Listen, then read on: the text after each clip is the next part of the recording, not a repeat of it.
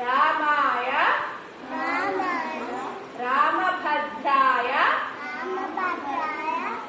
रामचंद्राय वेदसे रघुनाथाय